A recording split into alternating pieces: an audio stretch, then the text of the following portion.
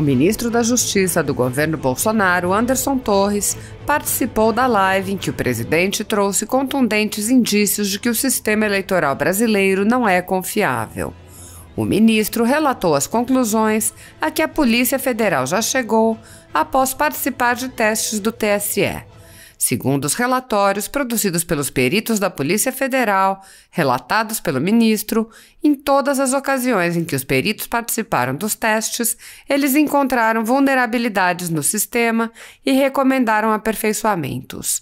Os peritos recomendaram fortemente o uso do voto impresso para melhorar a confiabilidade do sistema.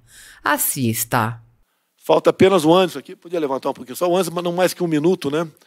Vai falar sobre extratos da Polícia Federal no tocante ao nosso sistema eleitoral, para a gente encerrar, então, essa nossa participação no dia de hoje.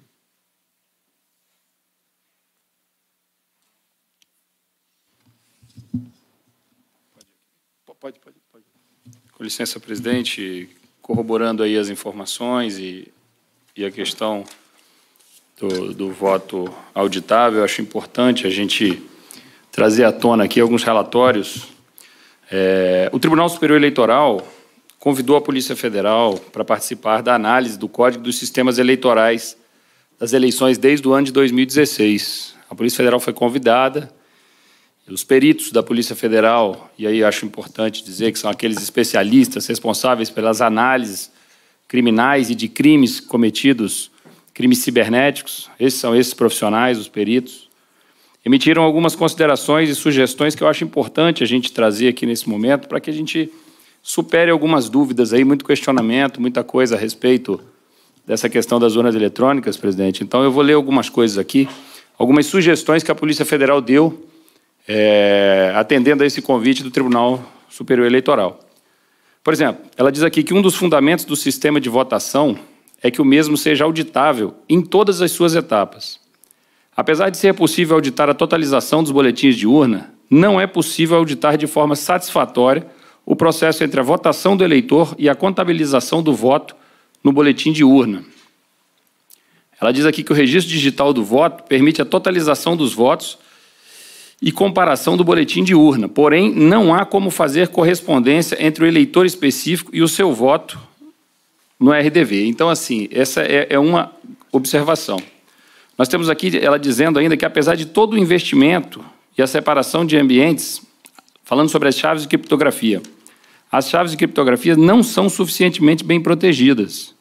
Um adversário com acesso ao cartão Compact Flash, gerado e tempo para realizar uma análise aprofundada, pode extrair as chaves do sistema de arquivos, decifrar o mesmo e obter as chaves privadas presentes dentro do sistema de arquivos. Este comprometimento é grave e possui potencial de minar a confiança de todo o sistema. Isso a Polícia Federal disse na análise no ano de 2016. No ano de 2018, como recomendações e considerações finais, dentro da eleição, dentro de um outro convite feito pelo TSE, ela diz assim: recomendamos que seja realizada uma revisão criteriosa na arquitetura de servidores web e de banco de dados do processo de totalização, enfatizando que a questão da segurança e a facilidade de gestão, no caso de migrar a arquitetura descentralizada dos TRS para a centralização no TSE. Ela questiona aqui o envio dos dados ao final desse questionamento. E faz ainda, presidente, para a gente encerrar aqui, uma recomendação que sejam envidados todos os esforços para que possa existir o voto impresso para fins de auditoria. Por mais confiável que sejam todas as pessoas envolvidas no processo do sistema eleitoral e por mais maduro que sejam os softwares, eles sempre possuirão possíveis vulnerabilidades e necessidades de aperfeiçoamento. Um software não basta ser seguro, ele precisa parecer seguro e transparente para o cidadão comum, sem conhecimentos tecnológicos. Um meio físico de auditar a segurança deste brilhante projeto nacional, que são os softwares do sistema eletrônico brasileiro, consiste em um fator que trará mais confiança da população neste processo e servirá como um meio mais seguro de auditoria do processo eletrônico de votação. Isso em 2018, presidente. 2019, outro convite do TSE, mais uma manifestação da Polícia Federal, e eu ressalto, as manifestações começaram em 2016, antes do governo do presidente Bolsonaro. O mesmo grupo diz aqui: o grupo acredita que a proteção aqui melhorada não suplanta a necessidade da impressão do voto, por conta do princípio da independência do software, 13, e a necessidade de auditoria entre o voto e a sua contagem no BU. Importante ressaltar que a impressão do voto não se confunde com o voto em cédula, nem gera comprovante para o eleitor, se tratando apenas de um elemento de auditoria não eletrônico que possa ser cotado de forma independente ou mesmo estatística para validar um pleito, caso esse seja questionado. Exatamente tudo que foi falado, tudo que foi questionado, todas as dúvidas levantadas pelos eleitores, a Polícia Federal também analisou, presidente, da mesma forma, encaminhou, e o Tribunal Superior Eleitoral tem isso lá como sugestão da Polícia Federal para o aprimoramento do processo eleitoral brasileiro. Eu queria dizer isso. Tá. Para desfazer qualquer equívoco, né, eu sei 3 países que usam o voto eletrônico. Tem mais alguns poucos países que parte do seu território usam o voto eletrônico dessa forma. Mas muitos países, como o Paraguai, usa o voto eletrônico com a impressora do lado. E dizer que a Suprema Corte Alemã tornou inconstitucional esse tipo de votação que nós temos no Brasil atualmente, diferentemente da nossa Suprema Corte por lá de cá. E eu concluo e termino dizendo: voto impresso auditável e contagem pública dos votos é um instrumento de cidadania e paz social, garantia de paz e prosperidade, de harmonia entre os poderes. Nenhum poder é absoluto. Todos nós temos limites. O que o povo quer, e nós devemos atendê-lo, é exatamente um sistema de votação onde se possa ter a garantia de quem se votou, o voto vai para aquela pessoa. Assim nós conseguiremos, com toda certeza, uma paz no Brasil. Conseguiremos nos antecipar a possíveis problemas. E nós partiremos para a normalidade. Então são indícios e mais indícios, bem como no final o ministro da Justiça, Anderson, mostrará alguns relatos de perícias por parte da Polícia Federal que sempre encaminharam para que o sistema deveria ser aperfeiçoado. Vale lembrar que o nosso sistema eleitoral só existe no Butão, Bangladesh e Brasil. Já começa uma grande interrogação. Por que o Japão, a Coreia do Sul, não adota um sistema como o nosso? Já como diz o presidente do TSE, o sistema é seguro e é confiável. Ninguém é dono da verdade. Eu não sou o dono da verdade.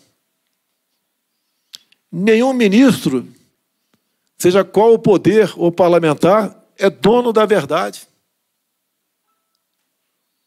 Por que a